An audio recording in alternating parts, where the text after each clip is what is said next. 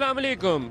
इमरान खान के धरने को तकरीबन 3 माह हो चुके हैं और अभी भी पूरे पाकिस्तान में उनके जो जलसे और जुलूस हैं, अवाम उनमें बड़ी तादाद में शामिल हो रहे हैं। एक चीज़ जो देखने वाली है कि क्या आइंदा आने वाले दिनों में ये जो अवामी दबाव है या जो धरना उन्होंने बरकरार रखा हुआ है, इसके नतीजे में इलेक्टोरल रिफॉर्म या वोट ऑडिट जिसका मुतालबा लेकर वो लाहौर से चले थे, क्या वो पूरा हो पाएगा। 30 नवंबर के साथ इमरान खान की बहुत सी उम्मीदें जुड़ी हैं। वो कहते हैं कि बड़ी तादाद में लोग लेकर आऊँगा। और इसके साथ एक नई डेवलपमेंट ये हुई है कि पीटीवी स्टेशन के ऊपर जो हमला हुआ और पार्लियामेंट हाउस के ऊपर हुकूमत ने उनके एंटी टेररिज्म कोर्ट से अरेस्ट वारंट भी जारी कर दिए हैं। तो क्या इमरान खान को गिरफ्तार कर लिया जाएगा? ये भी एक आइंदा आने वाले दिनों में हुकूमत के लिए कड़ा इम्तहान होगा। पीटीआई इस हवाले से क्या हिकमत अमली अपनाएगी? 30 नवंबर को यहाँ क्या होगा और क्या इमरान खान के इस दूसरे धरने के नतीजे में हुकूमत उनके मुतालबात मान लेगी या उसके बाद वो क्या करेंगे? ये सारे सवालात हैं जो आज के प्रोग्राम में हम जिनका जवाब चाहेंगे। साथ हैं तहरीक इंसाफ के सरबराह इमरान खान। खान साहब, बहुत शुक्रिया आप हमें ज्वाइन कर रहे हैं। पहले तो ये फरमा दें, आपके अरेस्ट वारंट जारी हुए हैं एंटी टेररिज्म कोर्ट से और ये नॉन बेलेबल वारंट होते हैं, गिरफ्तार कर लिया जाए तो जमानत भी नहीं होती। तो क्या इमरान खान जल्द ही बिहाइंड दी बार नजर आएंगे हमें? अब मुझे बताएं कि अगर मैं कहता हूं कि हुस्नी मुबारक की जमहूरियत है तो ये मैं गलत तो नहीं कह रहा था। सोचें कि 100 लोगों को गोलियां लगती है मॉडल टाउन में, 17 लोग जान बहक हो जाते हैं। ये 3 महीने कितने चौथा महीना है। 17 जून को वाक़या हुआ। 17 जून को ये आने वाली है, तकरीबन 4 महीने पूरे होने लगे। किसी के ऊपर वारंट हुए हैं? यानी वहां लोगों की जानें गई हैं। 2 औरतों को मुंह पे सर पे गोलियां मारी हैं, अभी तक किसी के ऊपर वारंट नहीं निकले। या हमारे इन्होंने जो कत्लेआम की उस दिन रात को, जो 500 लोग अस्पतालों में गए, 4 मेरे सामने, हमने अपनी आंखों से लोग 2 बच्चे मरते देखे और 45 लोगों को गोलियां लगी। हमने वो अदालत में गए जी कि ये, यानी कोई दुनिया में ये चीज नहीं मानता कि पुरअमन लोगों के ऊपर गोलियां चलाई जाएं और जो इन्होंने टेयर गैसें की। 500 लोगों को अस्पताल, कोई वारंट निकले नहीं निकले। कोई अभी वहां जो लोग मरे हैं, वो स्वात के लोग वहां जो एक्सीडेंट में मरे हैं, कोई वारंट निकली नहीं निकली। लेकिन पीटीवी जिधर ना कोई आदमी को नुकसान पहुंचा ना कुछ हुआ, जो सबको पता है कि इनसाइड जॉब थी, अंदर से उन्होंने मिलकर किया है, तो वो पीटी का ट्रांसमिशन कैसे बंद होगी? वो तो जब जनरल मुशर्रफ ने टेक ओवर किया था, उनको कोई 2 घंटे लगे ट्रांसमिशन बंद करने के, ये 15 मिनट में कैसे बंद? अंदर से किया गया। ये इसी तरह ही है कि भैंस की चोरी का इल्जाम मेरे पे लगा दे। लेकिन मैं सिर्फ ये कह रहा हूं नदीम के ये जो पाकिस्तान में सब कुछ गलत है ना, वो इस वारंट के अंदर है। यानी जो इस मुल्क की तबाही है ना, कि ताकतवर के लिए एक कानून, मुखालफीन या कमजोर के लिए दूसरा कानून। नवाज शरीफ के ऊपर ना, ये मेरे पास इसहाक डार की स्टेटमेंट है। ये इसहाक डार ने ओथ के ऊपर स्टेटमेंट दी हुई है कि नवाज शरीफ ने किस तरह मनी लॉन्ड्रिंग की और इसहाक डार ने की उसके लिए। यानी ये रिटन स्टेटमेंट है, इसमें बताया गया कितना पैसा रखा गया, कितना पैसा बाहर फिक्टिशियस नेमों के ऊपर पैसा यहां से बाहर भिजवाया गया। नवाज शरीफ को कोई नहीं पकड़ेगा। उसके ऊपर आईएसआई चीफ ने असद दुरानी का सुप्रीम कोर्ट में एफिडेविट है कि इसने 35 लाख पकड़ा है इमरान बैंक का, जो बैठ गया। उसके बाद कोई नहीं उसका आगे प्रोसीडिंग हुई। जो भी टैक्स चोरी इनके ऊपर, मनी लॉन्ड्रिंग इनके ऊपर, करप्शन केसेस इनके ऊपर, ये मारने कत्ल करने वाले जो मॉडल टाउन में हुआ, यहाँ हुआ, इनको कोई नहीं पकड़ेगा। यहाँ ये पकड़ेगा इमरान खान को जी। वो पीटीवी में सबको पता है कि मैं नीचे सोया हुआ था जब वो हुआ। जैसे ही मुझे पता चला, ऊपर आके मैंने यहाँ रिकॉर्डिंग होगी, मैंने अपने कारकुनों को कहा कि किसी ने गवर्नमेंट बिल्डिंग को हाथ नहीं लगाना। मैंने उससे पहले कहा, ये कहना कि इमरान खान के ऊपर, और वो कितनी शर्म की बात है कि परवेज खटक पख्तूनख्वा के चीफ मिनिस्टर हैं। अब सोचे वहाँ क्या सोच, पख्तूनख्वा का चीफ मिनिस्टर के ऊपर वारंट निकाल दिए। अगर इमरान खान को गिरफ्तार कर लिया जाए तो क्या ये जो धरना है ये जोर टूट जाएगा, आपका सुनामी वापस चला जाएगा, आपका वर्कर डिमोरलाइज हो जाएगा? नून लीग अपनी कब्र खोद रही है। ये सिर्फ डरे हुए हैं, ये हल्के खोलते हुए डर रहे हैं। इन्हें पता है कि सारा इलेक्शन का फ्रॉड नजर आ जाना सबको, उससे डरे हुए हैं। अब वो खुलने आ रहे हैं, खींचते जा रहे हैं। यानी हमने इनको अच्छी भली तजवीज़ दिया कि अच्छा सारी चीज़ें तो अग्री हो गई थी, हमने मान ली थी जो मुज़ाकराती कमेटी है। सिर्फ ये रह गया था, हमने कहा कि इन्होंने खुद कहा है कि 6 में से 5 डिमांड्स मान ली गई हैं।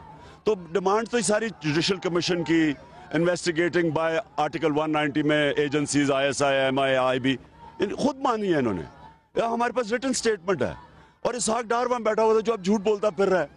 तो अब मुकर रहे हैं पीछे क्योंकि डरे हुए हैं। इन्हें पता है कि एक दफा खुला तो ये इन्होंने मारे जाना है। इन्होंने धांधली की है, इन्हें पता है इन्होंने धांधली की है। तो अब डराने के लिए कि जी इमरान खान शायद पीछे हट जाएगा या बाकी डर जाएंगे, इनको नहीं पता कि ये अपनी कब्र खोद रहे हैं। इसका इतना बड़ा रिएक्शन आया, अभी रिएक्शन आया है। यानी जो इनके हमायती भी थे वो भी सोच रहे हैं कि इससे कोई अकल की चीज़ नहीं मिली कि इमरान खान ने जाके टीवी पे पीटीवी पे हमला करवा दिया। मैं एक चीज़ आपसे जानना चाहता हूँ, बहुत दफ़ा जिक्र हुआ कि कन्वेंशन सेंटर में जो मुलाकात हुई थी तहरीक इंसाफ की मीटिंग में और PMLN की मीटिंग में, डार साहब और शाह महमूद कुरैशी की जो मीटिंग थी, उसमें 4 लोग फौज के शामिल थे। क्या वो तहरीक इंसाफ के मुतालबे पे बुलवाए गए? पहले नवाज शरीफ ने असेंबली में झूठ बोला, ISPR ने कहा कि गलत कह रहे हैं।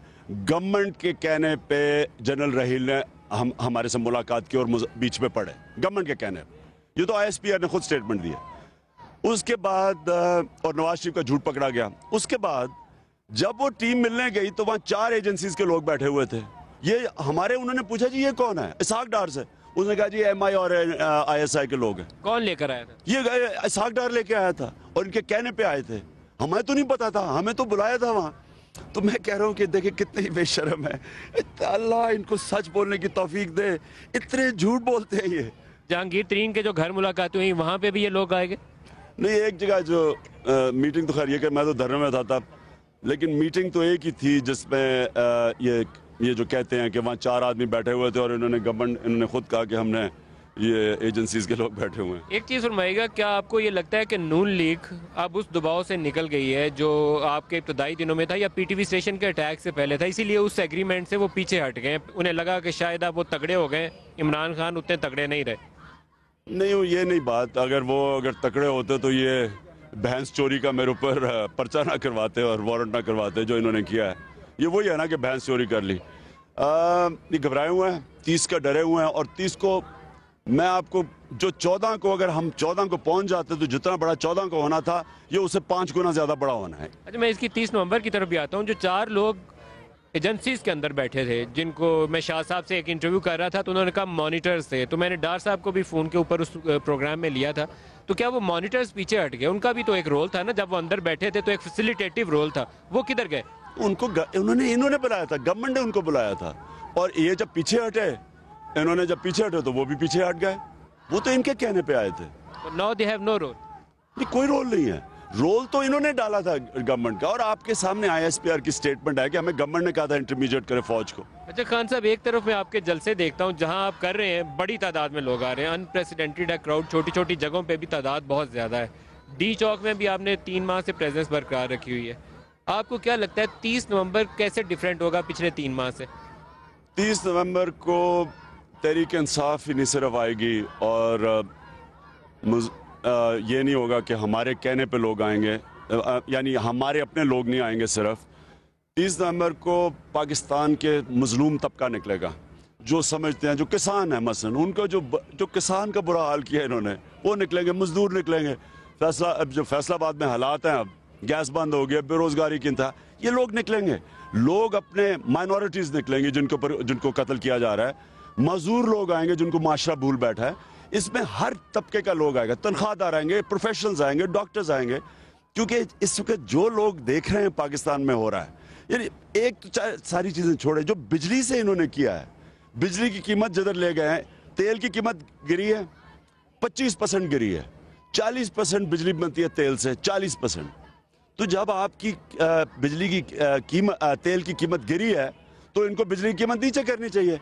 ये लोगों के ऊपर जगह टैक्स है, तो लोग तंग हैं।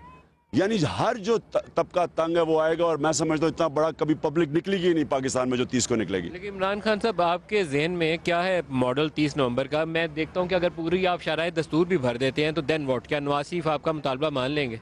देखिए, ये बात नहीं है। हमारे पास चॉइस क्या है? इन्होंने सारे दरवाजे बंद कर दिए हैं इंसाफ के।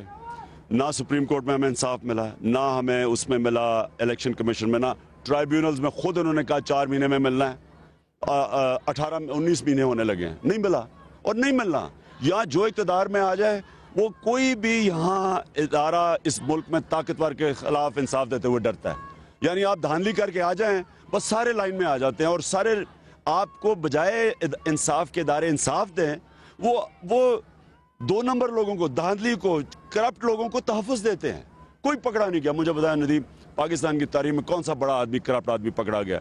मुझे बताएं 1970 के अलावा सारे इलेक्शन में का धांधली हुई, कोई आज तक धांधली में पकड़ा गया नहीं पकड़ा गया। इनके पास 50-50 अंगूठे एक आदमी के नाम उसकी अंगूठे के प्रिंट आए हुए हैं। एक आदमी ने 50-50 लगाए हुए हैं। ये जो इलेक्शन, क्या किसी ने उनको पकड़ने की कोशिश की? यानी जो मुजरिमों को, तो जब आप मुजरिमों को पकड़ेंगे नहीं और उनको तहफ़्फ़ुज़ देंगे कि कानून तहफ़्फ़ुज़ दे रहा है, तो इस मुल्क में तो ये हमेशा बैठे रहेंगे, बारियां लेते रहेंगे। इसलिए हमारे पास स्वाय पब्लिक के अलावा इन्होंने कोई रास्ता नहीं छोड़ा। 30 नवंबर के बाद क्या करेंगे? बहुत बड़ी तादाद में लोग अज्यूम कर लेते हैं कि आप बहुत बड़ी तादाद में लोग ले आए, फिर क्या करेंगे? देखिए 30 नवंबर के बाद जो हम करेंगे होगा तो पुरअमन ही, लेकिन इनके लिए हुकूमत चलाना मुश्किल हो जाएगा। अभी तो ये झूठ बोलते हैं ना कि जी अभी नवाज शरीफ जिधर जा रहा है, जिस धरने की वजह से इन्वेस्टमेंट नहीं आ रही। अच्छा, वो ये कह रहा है, इसहाक डार की मैं स्टेटमेंट पढ़ रहा हूँ, वो अभी आई है आज, हमने बल्कि हम उसके ऊपर स्टेटमेंट भी दे रहे हैं। वो कह रहा है कि अगस्त से हमारी रिकवरी शुरू हुई है। वो कह रहा है, IMF को कह रहा है अगस्त से ऊपर जा रहा है, और नवाज कह रहा है जी धरने से हमारी, यानी इतने झूठ बोलते हैं। मैं फिर से कहता हूँ अल्लाह इनको सच बोलने की तौफीक दे। तो इस धरने की वजह से तो कुछ नहीं हुआ अभी तक, लेकिन 30 के बाद जो होगा वो फिर इनको मुश्किल पड़ेगी गवर्नमेंट करने की। क्या करेंगे? स्ट्रीट वायलेंस होएगी, एजिटेशन करेंगे, क्या करेंगे? गाड़ियां रोकेंगे, क्या करेंगे? नहीं, 30 को मैं अपना लायामल दूंगा, लेकिन मैं अभी आपको कह रहा हूँ कि हमने इनको अब तजवीज़ दी है कि ठीक है हम धरना भी रखते हैं, तुम रिजाइन भी ना हो और तफ्तीश करवाओ। और जो एग्रीमेंट हुई थी तब तो ये था ना कि नवाज कह रहा था कि जी मैं रिजाइन नहीं करता, और जैसी तफ्तीश शुरू हो तो धरना वापस चला जाए। हम कहते धरना भी रहेगा, आप भी ना रिजाइन करें, हम बैठते हैं और तफ्तीश हो 4 से 6 हफ्ते में।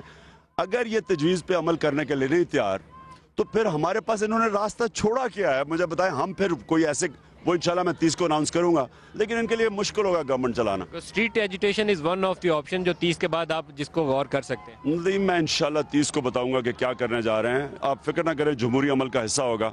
लेकिन मैं आपको ये कह रहा हूँ, अगर आप कह रहे हैं ना कि इनके लिए आप यहाँ कोने में बैठे हैं, ना कोई किसी को डिस्टर्ब कर रहे हैं, अगर अब समझते हैं कि मुश्किल है हमारी वजह से, हालात बुरे हैं, तो तब तो इनको वाकई मुश्किल पड़ेगी। पहली नाहल गवर्नमेंट है, सारे रिश्तेदारों को ऊपर बैठा दिया। नाहल तो है, सिफारिशी हैं, डिस्क्रेडिट लोग हैं। अब सोचो ये मेट्रो बना रहा है, 50 अरब रुपए का फंड है, किसको ऊपर बैठाया हुआ है? हनीफ अब्बासी, जिसको F18 केस के अंदर तलब कर लिया गया है। यानी इस तरह हर जगह इन्होंने 2 नंबर लोगों को। अब मरियम नवाज का उन्होंने, अदालत ने क्या कहा कि किधर गई मेरिट? अच्छा, उन्होंने उसकी जगह मारवी मेमन को लगा दिया। एडवर्टाइज होती है, 100 अरब का फंड है, नून लीग का तो फंड नहीं है, पाकिस्तान का फंड है, हमारे टैक्स का पैसा है। तो इन्होंने कैसे फैसला कर लिया कि जनाब वो गई तो मारवी आ गई? इसको एडवर्टाइज होती है, मेरिट होती है। इनको मेरिट का पता ही नहीं है, जिसकी वजह से इनका गवर्नमेंट नीचे गिरी हुई है। सारे इदारे, पाकिस्तान स्टील मिल वो बंद होने वाली है, PI वो तबाह होने वाली है, रेलवेज वो 125 अरब का, यूटिलिटी स्टोर्स का 25 अरब का नुकसान। यानी सारे इदारे तबाह हो रहे हैं क्योंकि मेरिट ही नहीं है। तो इसलिए वैसे इनका मुल्क नहीं चल रहा। तो जब हम 30 के बाद अगर इन्होंने नाम इंसाफ दिया, ये मेरा हक है, मेरा पाकिस्तानी होते हुए हक है। मैं कितनी देर और इंतजार करूं?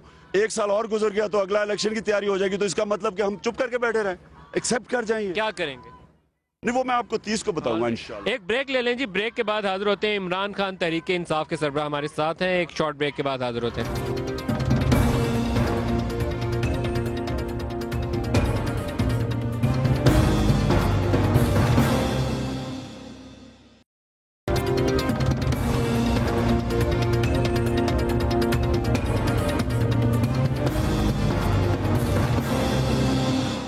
प्रोग्राम में दोबारा खुशामदीद कहते हैं। इमरान खान तहरीक इंसाफ के सरबराह हमारे साथ हैं। खान साहब, आपने 30 नवंबर के लाहेअमल के हवाले से तो बता दिया, ये बताइए कि लोग कितने लेकर आएंगे? 14 अगस्त को जब आप चले थे तो आपने कहा था 10 लाख लोगों के सुनामी आ रहा है, लेकिन 10 लाख नहीं थे। वो देखिए नदीम, वो इसलिए था कि हम निकले 14 को लोगों को बुला लिया, यहाँ लोग पहुंच गए 14 को, और यहाँ अवाम का समुंदर था। हम पहुंचे 16 की सुबह को 4 बजे, तो वो तब तक लोग आके कोऑर्डिनेटेड नहीं था। अब हम समझ गए क्योंकि हमें देर इतनी लगी पहुंचने में। अब तो मैं यहाँ बैठा हूँगा, यहाँ तो जश्न शुरू हो जाएगा हफ्ते की रात को, अगले दिन इतवार को लोगों को बुलाए ना, यहाँ तो मैं यही सोऊंगा इसी कंटेनर। हफ्ते की रात आप यहीं होंगे डी चौक में? मैं पहुंच जाए आपके पास यहाँ? मैं यहाँ हूँगा, हफ्ते की रात को सोऊंगा इधर इसमें, और तो पहले तो हफ्ते की रात ये सारा भरा हुआ होगा, तो वो फिर जश्न सारी रात हम जागेंगे। मैं सोऊंगा या थोड़ी देर सो के, और अगले दिन फिर सारा दिन लोग आएंगे, और इंशाल्लाह यहाँ आप देखेंगे, मैं आपको ये मैं कितने लोग होंगे, कितने लोग? पेशन गोई करता हूँ कि पाकिस्तान लाहौर में एस्टिमेट करते हैं कि 9 लाख से 11 लाख लोग आए हैं ये ऊपर से सैटेलाइट से, क्योंकि लोग पहुंच ही नहीं सके। मैं आपके सामने पेशन गोई करता हूँ कि सारे रिकॉर्ड टूट जाएंगे इसके। मैं अपना कैमरा लेके पहुंच जाना है देखने। पहले आ जाना, नहीं तो ये ना पहुंच ही ना सको। अच्छा ये फरमाइए कि आपकी जमात जो है यहाँ 90 दिन से तो मौजूद है। एक चीज़ हुई कि लोगों के अंदर बहुत सारे सवालात जो थे लोगों ने उठाने शुरू कर दिया। आपने अभी मरियम नवाज शरीफ का जिक्र किया, कोर्ट ने भी, जस्टिस मंसूर ने भी वो सवाल उठा लिया। उन्होंने आपने कहा कि मैं क्या कुक को लगा सकता हूँ, ये बता दें मुझे। बड़ा एक उन्होंने कहा क्या मैं अपने कुक को लगा सकता हूँ, तो बड़ी स्ट्रॉन्ग किस्म की ऑब्जर्वेशन उन्होंने दी। लेकिन क्या अचीवमेंट है इलेक्टोरल रिफॉर्म्स के हवाले से? आपका एक बुनियादी मुतालबा था, वो कहाँ पहुँचा? देखिए नदीम, इलेक्ट्रल रिफॉर्म से कोई फायदा नहीं होने लगा जब तक जिन्होंने धांधली किया उनका एहतसाब ना हो। देखिए अब मैं सिंपल चीज कहता हूँ, करप्शन नहीं खत्म हुई पाकिस्तान में, बढ़ती जा रही है। कोई कहता 12, कोई कहता 15 अरब दिन की। एडमिरल फसी बुखारी ने कहा था 12, तो 15 अरब रुपए दिन की करप्शन नहीं खत्म हो रही, नैब बनी हुई है, क्योंकि कोई बड़ा पकड़ा ही नहीं जाता, सारों को बरी हो जाते हैं। तो सिर्फ आप पटवारियों को पकड़ते हो, करप्शन नहीं खत्म होती। उसी तरह कराची में टारगेट किलिंग खत्म नहीं हो रही, कानून भी बना दिए, नए कानून आ गए, ड्रैकोनियन लॉज हैं, नहीं खत्म हो रही, क्योंकि टारगेट किलर पकड़ा नहीं जाता। इसलिए जब आप इलेक्ट्रल रिफॉर्म्स कर रहे हैं, लेकिन जिन्होंने इतनी बड़ी धांधली की है, और मैं आपको साबित करूंगा इंशाल्लाह जब खुलेगा, पाकिस्तान की तारीख का सबसे बड़ी धांधली हुई है। लेकिन जब अब उनका एहतसाब ही नहीं होगा, अब जो मर्जी लॉज है, क्या पहले लॉज नहीं थे? कोई लॉज कह रहा था कि आप भर भर के डब्बों में बैलेट स्टफ करें? क्या किसी लॉ ने कहा है? ये कानून तो थे सारे। इन्होंने अगर उस कानून पे नहीं चले, आप नए कानून ले आए। जब किसी ने पकड़ा ही नहीं जाना, सिर्फ वो मुखालिफ पकड़ा जाएगा। जब एक दफा यहाँ गवर्नमेंट पावर में आ जाती है, उसको पकड़, उसके बाद सारे उसके नीचे आ जाते हैं। जो उन्होंने अब पेमरा का काम है अवाम की तरफ से रेगुलेट करना मीडिया को, वो नवाज शरीफ का ने गुलूबट बैठा दिया पेमरा का हेड, वो उनके साथ।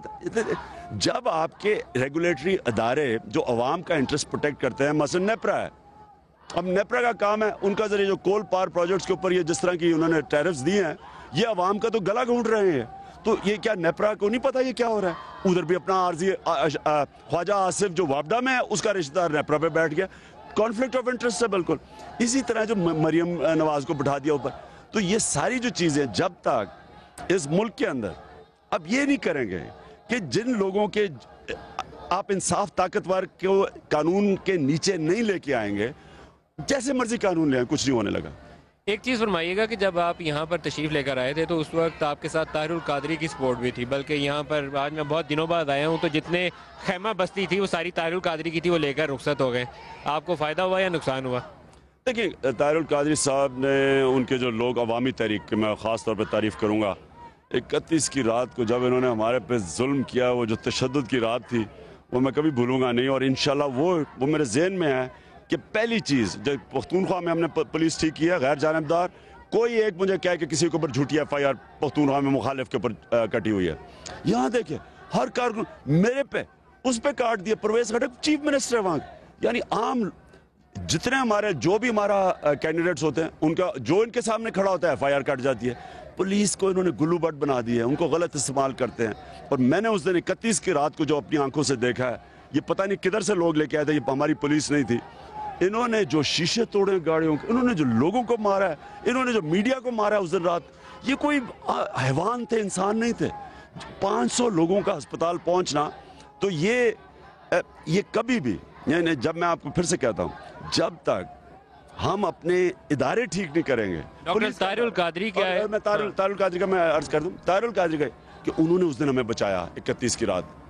31 की रात को अगर, क्योंकि हमें तो यहाँ इस तरह के हमारे औरतें बच्चे आए हुए थे, मेरी बहनें सारी ख्वातीन थी, तो उन्होंने क्या मुकाबला करना था वहाँ। जिस तरह पुलिस ने लाठियाँ मारी, जो टीयर गैसिंग की, जो बुलेट्स चलाई, रबर बुलेट्स और दूसरी गोलियाँ भी, वो किसने खड़ा होना था उनके सामने? तो वो तो ताहिरुल कादरी के लोग हैं जो खड़े हो गए और हमें भी बचा गए। उनके जाने का आपको नुकसान हुआ या फ़ायदा? देखें हमारी स्ट्रगल मुख्तलिफ थी, उनकी अपनी थी। उनकी थी 100 लोगों को गोलियां मारी, 17 शहीद हुए वहाँ मॉडल टाउन में, वो उधर इंसाफ लेने आए थे, उसके बगैर चले गए। वो उनका अपना है, मैं उनके ऊपर तो बिहाफ पे नहीं स्टेटमेंट दे सकता। लेकिन हमारी स्ट्रगल तो 1 साल 1.5 साल से चल रही थी धांधली के ऊपर।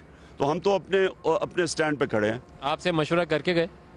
नहीं, उन्होंने एक दिन जब एक टाइम आया था, उन्होंने मुझे कहा कि हमारे लोग थक गए हैं और हमारे लोगों ने काम पे जाना है वगैरह, तो उन्होंने मुझे कहा था कि हमने जाना है। अच्छा, एक एलिगेशन था, वो शायद हो सकता है कि इनके जाने से आपसे किसी हद तक वो चीज़ दूर हो जाए। वो कहा जाता था कि लंदन प्लान है, इमरान खान डॉक्टर ताहिरुल कादरी ने वहाँ मिल के कुछ चटनी बनाई है, वो आएंगे और इकट्ठा सारा कुछ कर रहे हैं। अब तो वो चले गए, तो क्या वो ख़त्म हो गया वो प्लान या अभी भी है? नहीं, तो लंदन प्लान तो अब बन रहा है। ये नवाज शरीफ भी उधर है, आसिफ जरदारी भी उधर है, खुर्शीद शाह भी उधर है, ख्वाजा आसिफ भी उधर है, और मैंने सुना एक दो और भी उधर है। तो मुझे ये बताएं, ये वहाँ लंदन में क्या मीटिंग कर रहे हैं? क्या कर रहे हैं? सुन, मुझे तो लग रहा है कि अपनी प्रॉपर्टीज भी देख रहे हैं, बिजनेस इंटरेस्ट है। नवाज शरीफ, आपको पता है, इंग्लैंड का बहुत बड़े इन्वेस्टर है शरीफ खानदान। यानी पाकिस्तान में तो उनकी इन्वेस्टमेंट है ही नहीं जो इतनी उनकी इंग्लैंड में इन्वेस्टमेंट है। तो अपनी इन्वेस्टमेंट भी देखनी है, अच्छे रेस्टोरेंट्स पे खाना भी खाना है। आखिर इतना पैसा इतनी मुश्किलों से कमाया है, अब उसको अच्छे अच्छे हैरिट्स में भी जाना होगा। उनको घड़ी पहनना का भी, कोई मैंने सुना बड़ी महंगी करोड़ों रुपए की घड़ी पहनते हैं, उसका भी शौक है। उनको गैजेट्स का भी शौक है। तो अब पैसा है तो खर्च तो करना, अब पाकिस्तान में तो नहीं खर्च हो सकता, इसलिए सारे लंदन बैठे हुए हैं। देखिए ना, दुनिया में सोचे, मैं सोच रहा हूँ कि मैंने कभी नहीं सुना कि पुतिन की और उनके सारी टॉप कैबिनेट कहीं और जैसे किसी और मुल्क में मुलाकात कर रही है, या ऑपोजिशन लीडर किसी और।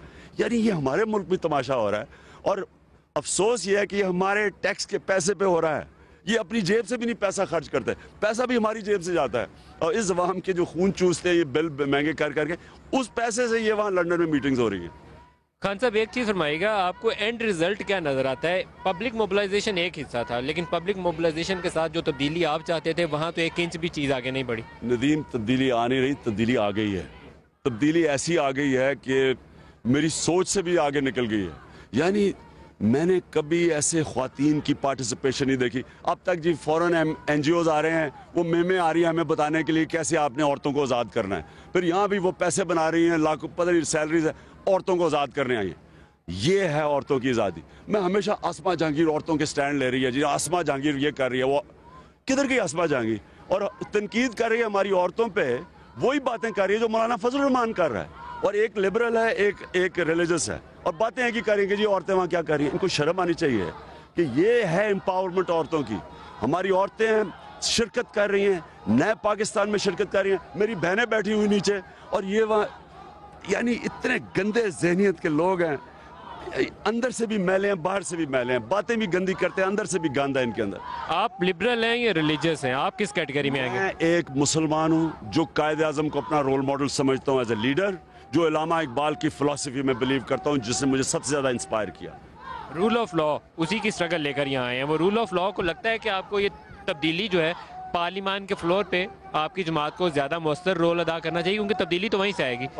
नदीम, पार्लियामेंट फ्रॉड है। अब मुझे पता है ना, वो कहते हैं ना पंजाबी में, चोर कुत्ती रल गए। अब ऑपोजिशन और गवर्नमेंट इकट्ठी हो जाए और मिल मिला के मुल्क को फैसला कर ले, बंदर बांट कर ले, जो इन्होंने किया पिछले 5 साल। तुम पंजाब में करो जनाब, जो करना है करो, तुम वो वहाँ माल बना रहे हैं, वो जनाब सेंटर और उधर सिंध में माल बना रहे हैं, और उधर बाकियों को छोड़ दिया अपना। ये बंदर बांट है, ये जमहूरियत नहीं है। मुझे पता है जो चीज़ें हम यहाँ आज पूछ रहे हैं, ये पार्लियामेंट में क्यों नहीं पूछते? हम टैक्स का पूछते हैं, बताएं टैक्स का पैसा कितना। हम पूछते हैं नवाज शरीफ से कि बताएं जनाब कितने लोगों का तनख्वाहें दे रहे हैं पाकिस्तान, कितने नौकर रायवंड में, 40-50 करोड़ रुपया पुलिस का सालाना खर्चा है इस गरीब कौम का रायवंड में। हम पूछते हैं कितना हमारा टैक्स का पैसा, ये पार्लियामेंट में क्यों नहीं पूछते?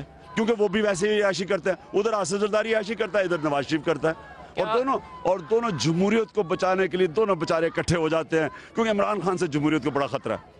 क्या आपके जहन में कोई ऐसी तजवीज़ है, क्योंकि आपकी जमात ने एक खाका जहन में बना रखा है कि ये इलेक्टोरल रिफॉर्म्स होनी चाहिए, इलेक्शन कमीशन ये होना चाहिए, चीफ इलेक्शन कमिश्नर ऐसा हो, और रोज़ अगर गड़बड़ करें तो उनके खिलाफ अकाउंटेबिलिटी का मैकेनिज्म क्या हो कि दोबारा पार्लियामेंट पे जाएं, वहाँ जाके बात करें? नदीम, मैं फिर से कहता हूँ, आप जो मर्जी रिफॉर्म्स कर लें, जब तक आप मुजरिमों को पकड़ेंगे नहीं, जुर्म ख़त्म नहीं होगा। आज सारे पंजाब में बढ़ती जा रही हैं चोरियाँ। क्यों बढ़ती जा रही हैं? कराची में क्यों नहीं क्राइम कंट्रोल होती? कोई पकड़ा ही नहीं जाता।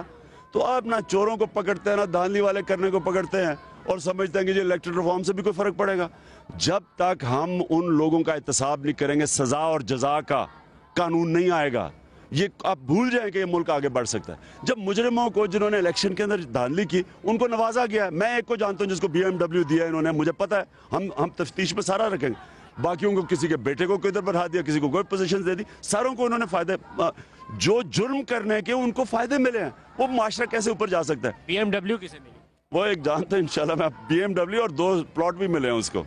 अच्छा, एक ब्रेक ले लें, ब्रेक से वापस आते हैं तो खान साहब हमारे साथ हैं, इनसे पूछेंगे कि इनके जहन में 30 नवंबर के बाद का खाका क्या है, क्योंकि पिछला इंटरव्यू जो था खान साहब का ख्याल ये था कि आइंदा बरस इलेक्शन का साल है। तो ब्रेक ले लें, उसके बाद दोबारा यहीं से आगाज़ करते हैं, हमारे साथ रहिएगा।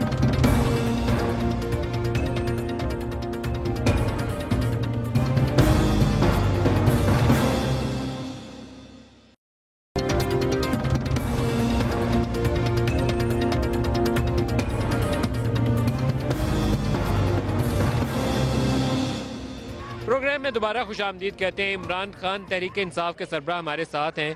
खान साहब, आपका कहना यह था कि आइंदा साल इलेक्शन होने वाले हैं, कब? इंशाल्लाह अगले साल इलेक्शन का साल है। मैं तो पूरा तैयार हूँ और मुझे पता है होना भी कैसे है। होना यह है कि ये लोगों को पता चल जाना कि इस इलेक्शन में कितनी बड़ी धांधली हुई है। ये खुला ही है और हम इसलिए यहाँ बैठे हैं प्रेशर देने के लिए। इस प्रेशर की वजह से खुलेगा और हमने तो उठना नहीं जब तक खुलेगा नहीं। और जब भी इलेक्शन, ये समझ रहे हैं कि अगर हम यहाँ ना आते, उन्होंने 5 साल ऐसे गुजार दे रहे थे, 10-10 साल ट्राइब्यूनल्स में केसेस पड़े, उनका फैसला नहीं होता। तो ताकत में जो आ जाए वो दबा देता है सब कुछ। तो इनका ख्याल है कि हम अगर हम असेंबली में बैठे रहते, चुप करके करते रहते, उन्होंने 5 साल खींच देना था। अब ये इसके प्रेशर से ये खुलेगा और जैसे ही खुलेगा ये री इलेक्शन पे जाएगा इंशाल्लाह। और जब री इलेक्शन होगा, मेरा अपना ये ख्याल है कि अगले साल इलेक्शन का साल है, मैं पूरा तैयारी कर रहा हूँ और नया पाकिस्तान ईद से पहले इंशाल्लाह बन जाएगा। एक चीज़ फरमाइएगा कि सुप्रीम कोर्ट में चारों हलके जो आप मांगते थे वो तो चारों खुले हुए हैं, उनका वोट ऑडिट तो जारी है। सुप्रीम कोर्ट से आप क्या तवक्को रखते हैं? आप देखिए, सुप्रीम कोर्ट से तो अब असल में तो उनको सो मोटो एक्शन लेना चाहिए। देखिए, इतना बड़ा आप एक मुल्क की जमहूरियत को खतरे में डाल दें। जमहूरियत खतरे में कैसे, ऐसे नहीं होती। सुप्रीम कोर्ट सो मोटो क्यों ले? सो मोटो इसलिए ले कि इंसान का फंडामेंटल राइट है उसकी वोट डालना। देखिए, मुझे पता है गरीब आदमी के पास है क्या, स्वाय वोट के उसके पास है क्या? ना उसके पास पैसा है, ना उसको यहाँ कानून मिलता है, ना उसको पढ़ाते हैं हम, ना उसको हम रोजगार देते हैं। वो एक चीज होती है कि मैं अपनी वोट से आखिर में, अच्छा इसने मेरी खिदमत दी कि मैं इसको बाहर निकालूं, जो हिंदुस्तान में हुआ है।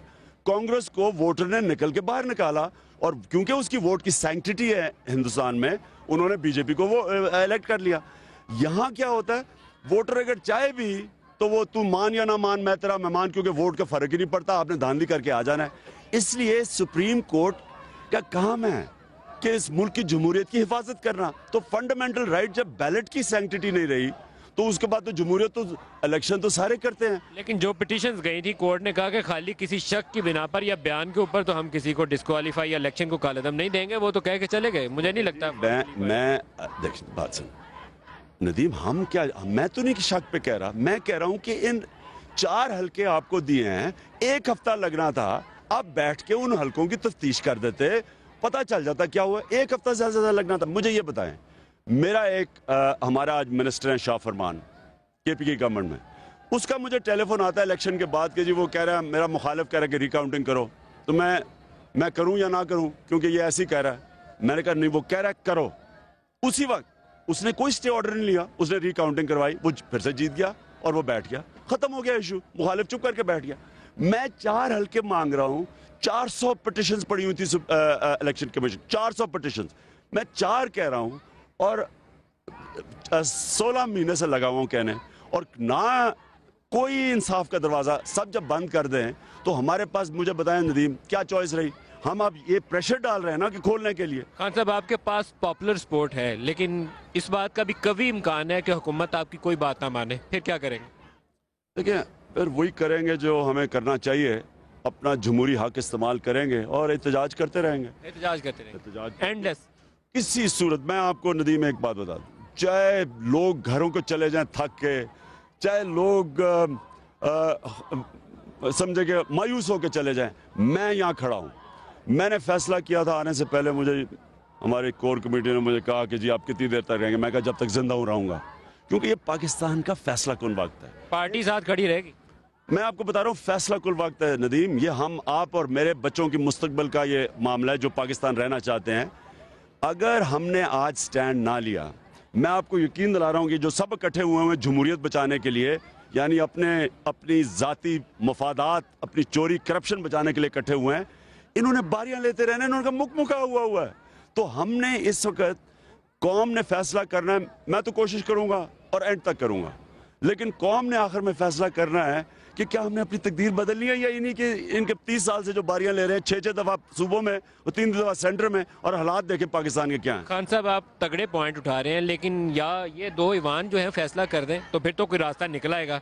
इस डी चौक के अंदर से आप मुतालबा कर सकते हैं, फैसला तो उधर से आएगा। सौहार्दों को किसी असेंबली ने नहीं निकाला, नौजवानों ने सड़कों पर निकल के प्रेशर से निकाला।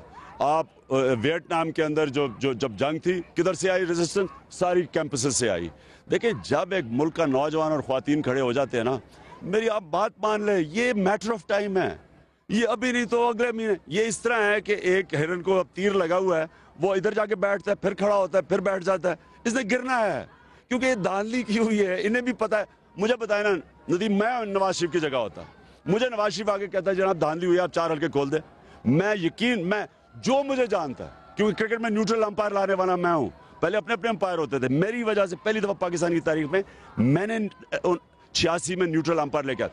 मैं उसी वक्त कहता नवाज शरीफ क्या, अच्छा 4 हल्के अभी खोलो, चाहे एक हफ्ते की बात थी, सारी खत्म हो जाती। लेकिन मुझे पता, अगर मैं तब कहता जब मैंने धांधली नहीं की हुई। नवाज शरीफ को पता था उसने धांधली की हुई है और उसे पता था फंस जाना है। आपने क्रिकेट का जिक्र किया है, आप पाकिस्तान में सबसे ज्यादा टेस्ट जीतने वाले कैप्टन थे, आज मिसबा ने आपका रिकॉर्ड तोड़ दिया, खुश हैं? बहुत खुश हूँ। और ये और बात है कि मुझे ये धरने की वजह से एक गेंद देखने को नहीं मिला, लेकिन मैं ये नहीं कह सकता कि परफॉर्मेंस कैसी थी। मैं खुश इसलिए हूँ कि पाकिस्तान वर्ल्ड कप खेलने जा रहा है, और ये हमारे 92 के बाद अब वर्ल्ड कप हो रहा है ऑस्ट्रेलिया में। तो जितना टीम का मोराल ऊपर हो, जब आप जीते हैं ना तो टीम के अंदर कॉन्फिडेंस आ जाता है। पहले वो वनडेज के बेचारे गिरे हुए थे, अब ऊपर आ गया। तो एक जब टीम होती है, कप्तान भी तगड़ा हो जाता है। मेरे ख्याल में वर्ल्ड कप के लिए बड़ा अच्छा हुआ है कि ये 2 सीरीज जीत के जा रहे हैं। मैंने आपका वो वर्ल्ड कप सारा देखा था, और एक आपने तरीका निकाला था कि आप 1 डाउन आने लग गए थे। आप 6-7वें नंबर की बजाय 1 डाउन आते थे, 10-15 ओवर नई गेंद निकालते थे, टीम मैच जीतना शुरू हो गई थी।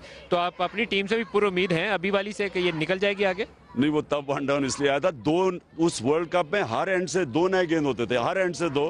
तो गेंद पुराना लेट होता था, तो हमारे बैट्समैन की टेक्निक नहीं थी मूविंग बॉल की, इसलिए ऊपर गया था। अब इनको ऑस्ट्रेलिया में फ़र्क कंडीशंस हैं, यानी इनको जाना चाहिए कम से कम 3 हफ्ते पहले और एक्लामेटाइज करना चाहिए, क्योंकि वहाँ गेंद बाउंस करता है। ये दुबई की विकेट पर तो स्लो विकेट स्पिनर्स की गेम है, वहाँ तेज़ बॉलर की गेम है, गेंद बाउंस करेगा तो एडजस्ट होना पड़ेगा। मोराल अब इनका ऊपर है, अब इनको पहले जाना पड़ेगा अपनी टेक्निक और अपने टेम्परामेंट को एडजस्ट करने के लिए उन कंडीशंस पे। अच्छा, एक लास्ट, बिल्कुल हम प्रोग्राम के एंड वाले हिस्से पे आ गए, 2 सवाल पूछ लूँ। एक, मेरे अभी प्रोड्यूसर साहब ने बताया कि गुजरांवाला में रैली थी तो वहाँ पर आपके लोगों ने फायरिंग की, क्या ये डिज़ायरेबल है? तहरीक इंसाफ एक तरफ तो अमन की बात करती है, साथ आपके लोग फायरिंग करते नजर आए। तहरीक इंसाफ ने नहीं फायरिंग की होगी, तहरीक इंसाफ के लोग फायरिंग नहीं कर सकते, क्योंकि हमारी स्ट्रिक्ट, मुझे नजर आ गया जिसने फायरिंग किया, हम उस फौरी तौर पर सस्पेंड करेंगे उनको। बिल्कुल ठीक है। अच्छा, लास्ट 2 मिनट्स के अंदर आपसे ले लूं, धरने की आपकी कामयाबी से कितना पुरुमीद है? 30 नवंबर के बाद ये धरना पाकिस्तान की सियासत का रुख कैसे बदलेगा? देखिए नदीम, बात यह है, जब कोई हार नहीं ना मानता, हार उसको हरा नहीं सकती। मैंने तो फैसला किया है कि मैंने इंसाफ लिए बगैर जाना नहीं है, जो भी हो जाए, चाहे मुझे जेल में डालें, धरना उठा दे, जो मैंने इनसे आखिरी दम तक इंसाफ मांगना है, अपने लिए नहीं, अपने मुल्क के मुस्तकबिल के लिए, हमारी जमहूरियत के लिए। इस तरह की असेंबलीज अगर आती गई ये मुल्क में, और बनाना रिपब्लिक में कोई फ़र्क रहा ही नहीं है। जो सारे ख़ानदान ऊपर बैठा हुआ है, उधर उसके आसरदारी की बहनें चला, वो सारे बैठ के, उधर ख़ानदान बैठा हुआ है, बच्चा जो मुश्किल से उर्दू सीखी है वो आगे मुल्क पे, यानी ये क्या मजाक बनाया हुआ है? मैं पाकिस्तान के साथ पैदा हुआ था, मैं नहीं देख सकता कि अपने मुल्क के साथ तबाही की तरफ। तो जितनी मेरी में कोशिश है, मैं एंड तक करूँगा, और कामयाबी इज्जत वाला देने वाला है। बहुत से लोग आपकी पार्टी में आने के लिए तैयार बैठे थे धरने के इब्तदाई दिनों में, आपकी जमात के अंदर से रेजिस्टेंस आई, इसको लेना है, इसको नहीं लेना, अब लोग लगता है रुक गए हैं। नदीम, लाइनें लगी हुई हैं लोगों की। अब सिर्फ हम डरे हुए हैं पहले से, क्योंकि पहले जब हमने खोल दिए दरवाजे, लोग आए तो एकदम हमारे अपना लोग ने कहा जी ये तो आपने तब्दीली की बात की थी, पुरानी शक्लें आ गई हैं। इस बार हमने बड़ा रोका हुआ है, रोक थामा हुआ है। इस बारी तो अगर पहले यानी सुनामी में अगर 100 लोग आ रहे थे ना, अब तो 1000 लोग आने के लिए तैयार हैं। 30 नवंबर लोगों को क्या मैसेज देंगे? Last question. 30 नवंबर को लोगों ने, जो भी मजलूम तबका पाकिस्तान में, उसने फैसला करना है कि हमने इसी पाकिस्तान में जिस तरह ये मजाक बना हुआ है इसी तरह रहना है कि छोटा सा तबका अमीर और बाकी सारी कौम नीचे गिरती जाए, महंगाई बढ़ती जाए और वो नीचे जाते रहें, बिजली हो ना। यानी उन्होंने फैसला करना है कि उन्होंने किस तरह का पाकिस्तान चाहिए। तो मैं तो चाहता हूं कि जो नया पाकिस्तान देखना चाहते हैं वो मेरे साथ हो। खान साहब बहुत शुक्रिया। दोबारा आपके धरने में आएंगे और देखेंगे 30 नवंबर को कितने लोग आते हैं। बेस्ट ऑफ लक, खुश रहिए। टूट जाएंगे। बहुत शुक्रिया जी। आज के प्रोग्राम से इतना ही। इमरान खान तहरीक इंसाफ के सरबराह हमारे साथ थे। इजाजत दीजिए, खुदा हाफिज।